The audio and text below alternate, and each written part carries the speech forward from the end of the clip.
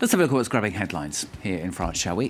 Papers reacting to those comments by US President-elect Donald Trump. We were telling you about them 24 hours ago. Of course, the paper's just catching up. Interviews with European papers published on Sunday and Monday. Trump applauding Brexit and saying NATO was obsolete, and claiming German Chancellor Angela Merkel committed a catastrophic mistake by welcoming migrants.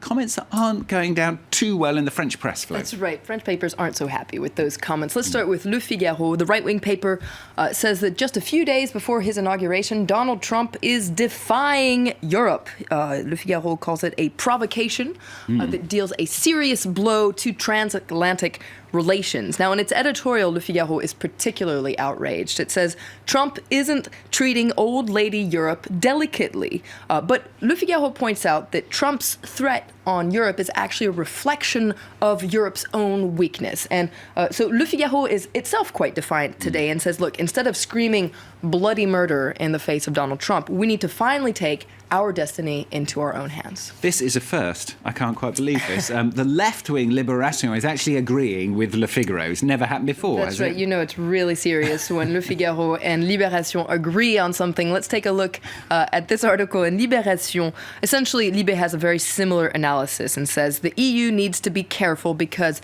Trump is trying to bully the EU. But according to Libé, the EU shouldn't let itself be pushed around by Donald Trump and his business or security threats. His anti-European attack should actually push Berlin and Paris in particular, so France and Germany, to tighten their ranks and to strengthen their ties. So you can see Libé is also being quite defiant here. And this anti-European stance from Trump, quite different, isn't it, from what we've seen from Barack Obama? That's right. This bombastic Trump is very different. Let's take a look at a cartoon, actually, in Libération that I think depicts quite well this fear that a lot of papers in Europe, here in France, have about this Donald Trump. You see him rolling into what looks like rolling into Europe on what looks like a Soviet tank here. He has that megaphone and he's saying, "Hello, Europe. This is Donald Trump. NATO is obsolete and any resistance is useless." Because, of course, that's another cause of concern here in Europe. Trump's pro-Russia stance. Human rights groups are concerned about this. That's right. There's quite an alarming article in L'Obs today, which is also quite defiant. It says, Friday, the inauguration of cynical Donald Trump marks the beginning of a new, dangerous era. It's time for us on the other side to reaffirm our values loud and clear. And L'Obs actually quotes a warning that's come from Kenneth Roth, the director of the NGO Human Rights Watch. So it's a quote, and it says, these days people think that essentially a strong man is needed to bring solutions to various countries. And in the face of these strong men, a lot of politicians are essentially burying their head in the sand. And this L'Obs agrees with Kenneth Roth when he says the problem is burying your head in the sand actually reinforces the whole problem. So you can see calling for resistance in the face of these threats. Well, of course, the French media then, as Flo says, picking apart Trump's comments. Many papers also picking up on something that was actually missing from those comments. That's right. Any mention of France. There was no mention of France in those interviews he gave to European papers. You can see this article in Le Parisien that's a little sad that Donald Trump ignored France. He didn't mention us once.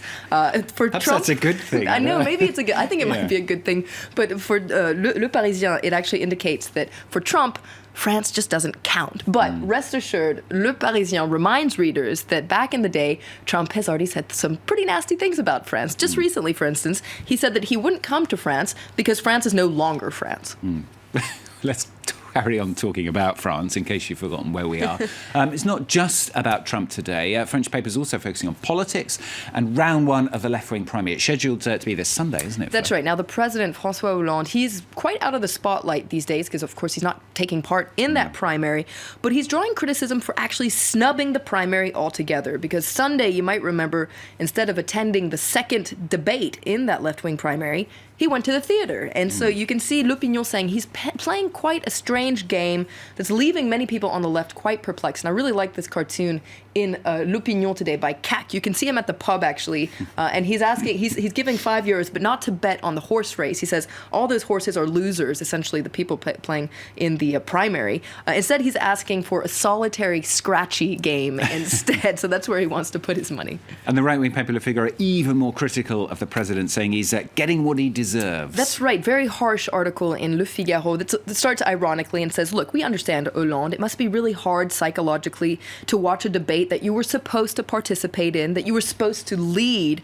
So, of course, Hollande is snubbing his friends, preferring to go to the theater instead. But the truth is, according to Le Figaro, his friends actually didn't want him there in the first place. They've moved on. They want to forget him, and he wants to forget them. So you can see it's talking about this relationship between Hollande and the socialists. It's a double disdain. They did their best to keep him out of the primary, and so don't count on him to help any of them, because so far Hollande hasn't said which of the candidates that he wants to give his support to, including his former prime minister, Manuel Valls, who's on the front page of Libération today, excuse me, where he's defending his track record as prime minister, and he's also defending his view, his presidential program, essentially, saying it's very pragmatic, and he vows to make France proud again. So that's kind of a familiar sounding program there, but you can see him here on the front page. I must say, looking a little bit tense in Libé's photo booth, kind of a crisp smile there on the front page. But if you want to know more about his program, read Libé. I love the photo booth thing. They've been doing it with all the candidates, haven't they? One at a time. Waiting for a goofy smile from one of them. Exactly, yeah.